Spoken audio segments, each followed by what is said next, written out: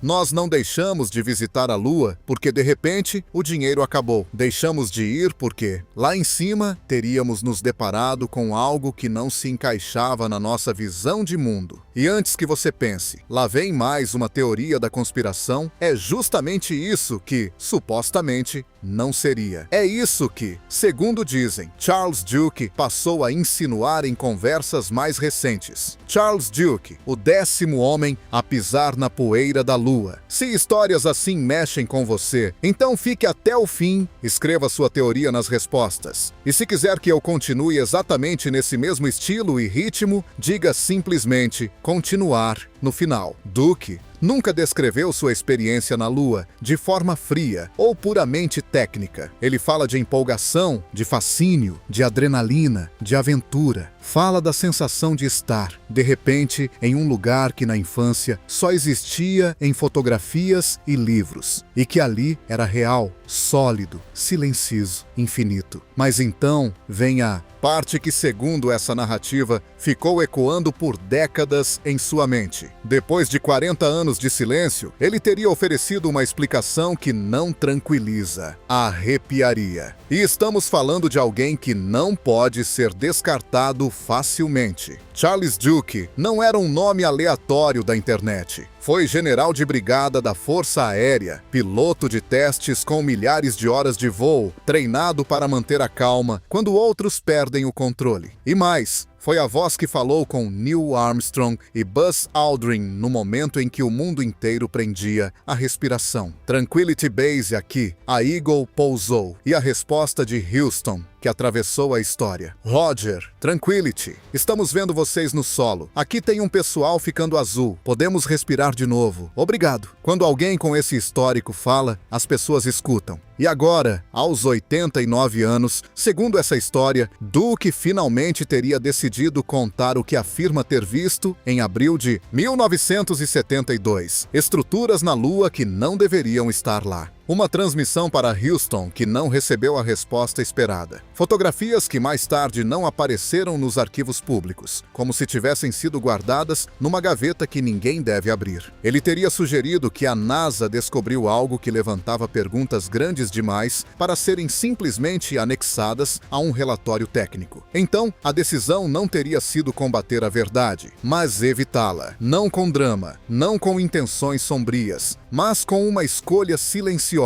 Não voltar, não investigar mais, não escavar mais fundo. É aqui que começa a história do astronauta. 12 pessoas caminharam na Lua, voltaram como heróis, concederam entrevistas, escreveram livros, falaram sobre rochas, experimentos, sobre a Terra pairando como uma esfera azul no céu negro, a quase 400 mil quilômetros de distância. E ainda assim, segundo essa narrativa, havia algo que nunca foi descrito em detalhes. Algo perceptível em seus olhares quando certas perguntas surgiam. Uma breve hesitação antes da resposta, como se por trás do que era dito houvesse uma frase que ficava retida. Charles Duke entrou para a NASA em 1966. Preciso, disciplinado, brilhante. O tipo de pessoa a quem se confia projetos bilionários e decisões irreversíveis. Sua primeira função de destaque foi como Capcom da Apollo 11, o elo direto entre o solo e os astronautas. Sua voz foi a última que Armstrong e Aldrin ouviram antes do pouso. 3 anos depois, ele recebeu sua própria missão. A Apollo 16 decolou em 16 de abril de 1972. Duke e o comandante John Young passariam 71 horas na superfície lunar, mais tempo que qualquer equipe anterior. Oficialmente, tudo foi um sucesso, objetivos cumpridos, amostras coletadas, missão exemplar. Mas, segundo quem examina as gravações com atenção, haveria momentos estranhos, instantes em que Duke ficava parado, imóvel, como se estivesse olhando para algo fora do enquadramento da câmera. Então a voz de John Young surgia pelo rádio. "Charlie, está tudo bem?" Uma pausa. Sim, sim, está tudo bem, só estou olhando.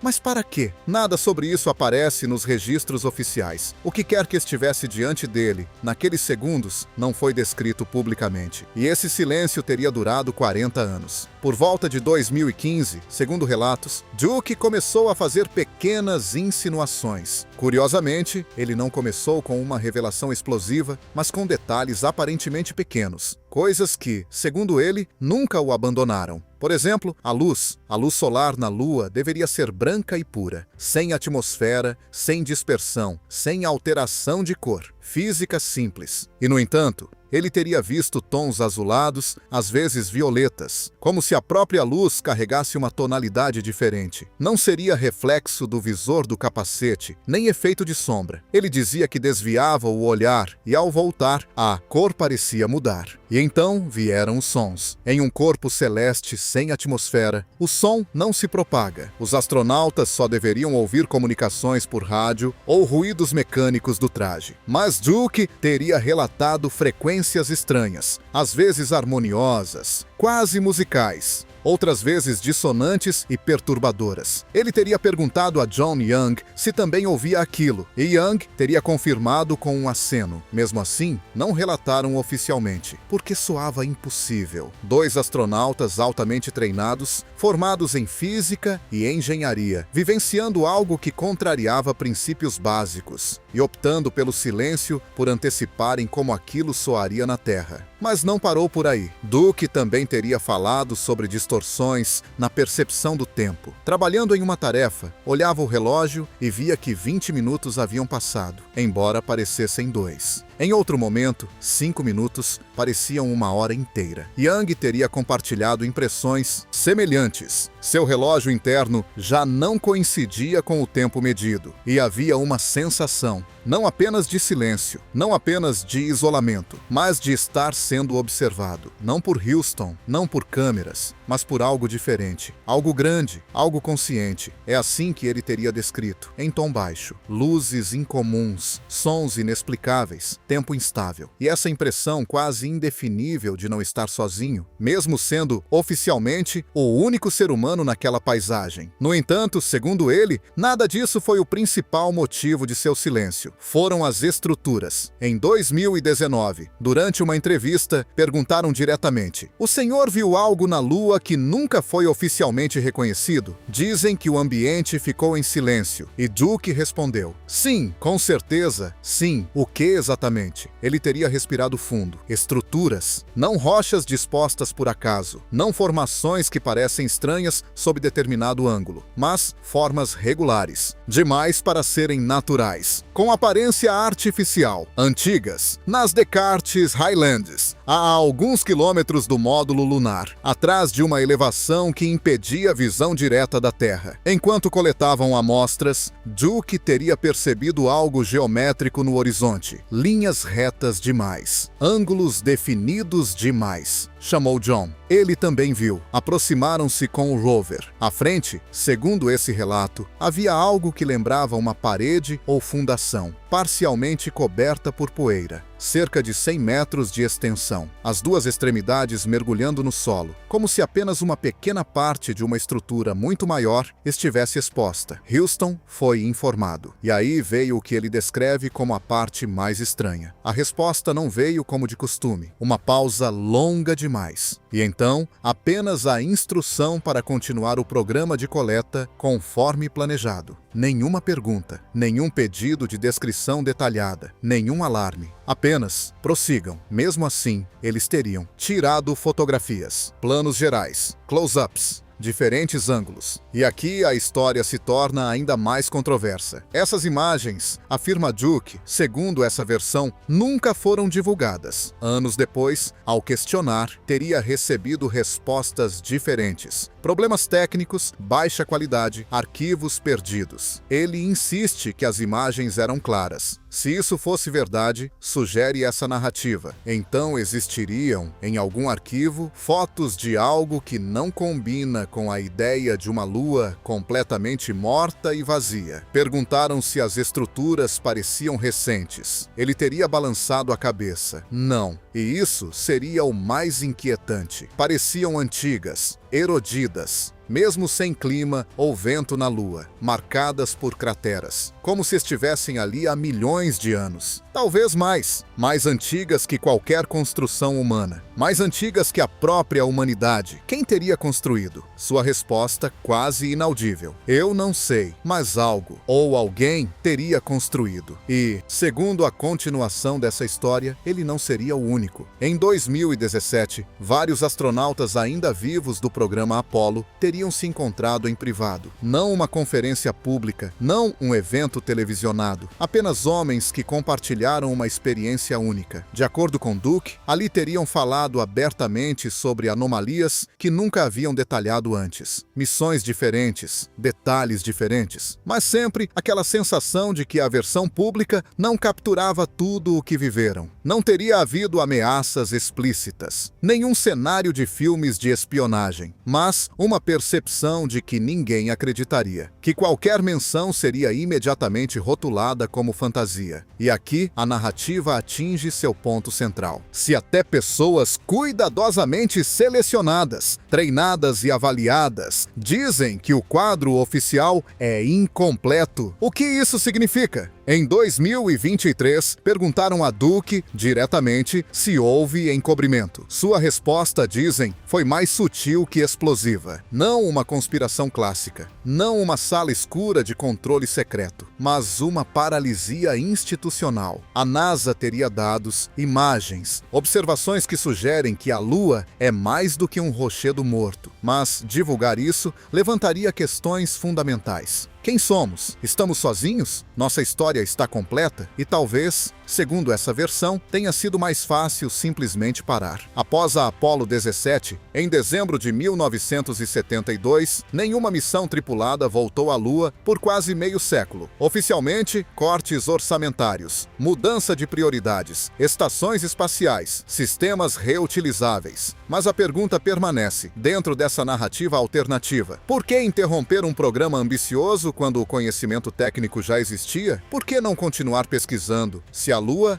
é apenas um vizinho estéril? Duke, segundo esse relato, acredita que as perguntas eram grandes demais. Quem esteve lá antes? O que significam essas estruturas? O que isso implicaria para a nossa compreensão de nós mesmos? Aos quase 90 anos, ele não sentiria mais pressão para se conter. Eu estive na Lua e teria dito. Eu vi coisas que não estão em nenhum documento oficial. Ele não quer provocar, mas abrir debate. Se as estruturas existem, ainda estão lá. Se as fotos foram arquivadas, ainda existem. As perguntas nunca foram definitivamente respondidas. E aqui a história deixa espaço para dúvida. Talvez tudo isso seja interpretação errada. Efeitos de luz, formações geológicas incomuns, percepções humanas sob estresse extremo. Mas se estiver enganado, por que outros astronautas fizeram comentários que também alimentam mistério? E se estiver certo, o que significaria termos sabido por décadas e permanecido em silêncio? No fim, tudo converge para um único pensamento. Talvez a Lua nunca tenha sido apenas um destino na corrida espacial. Talvez tenha sido um limiar, um lugar onde fomos estudar rochas e encontramos algo que desafia nosso entendimento. Imagine por um instante, dois seres humanos em uma paisagem alienígena, encontrando algo que não está na checklist. Não é apenas uma formação geológica, não é apenas uma sombra curiosa, mas algo que sugere intenção, construção, planejamento. Eles comunicam, tratam como qualquer amostra, ou percebem naquele segundo que essa informação poderia desencadear algo maior do que qualquer descoberta científica anterior? A versão oficial permanece clara. Apollo 17 foi a última missão tripulada à Lua. O mundo mudou. Tensões políticas, pressões econômicas, interesse público diminuindo. E ainda assim, nessa outra narrativa, permanece a ideia de que talvez tenha havido outro motivo, um que não aparece em relatórios financeiros. Charles Duke, segundo esse retrato, acredita que sabemos mais do que admitimos, que em arquivos há dados nunca totalmente explorados. Talvez sejam apenas sombras estranhas, talvez formações naturais mal compreendidas, talvez, mas o talvez é suficiente para alimentar imaginação e dúvida. E é aí que essa história encontra sua força. Ela trabalha com perguntas. E se não fomos a primeira espécie inteligente a deixar marcas no sistema solar? E se encontramos vestígios mais antigos que qualquer civilização da Terra? E se o medo das consequências sociais, religiosas e filosóficas foi maior que o impulso pela revelação? Mesmo que tudo isso seja apenas uma narrativa envolvente, ela nos confronta com algo maior.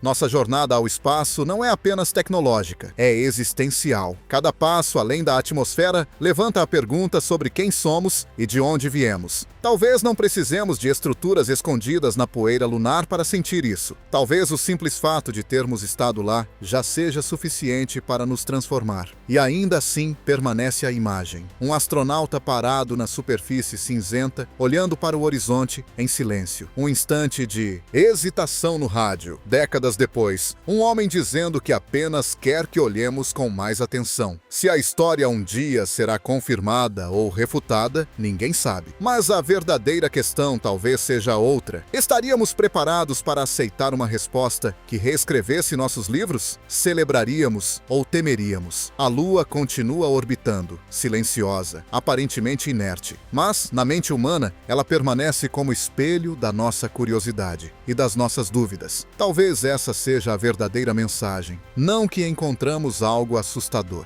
mas que nunca deixamos de procurar. E talvez nunca deixemos de nos perguntar o que ainda nos espera lá fora.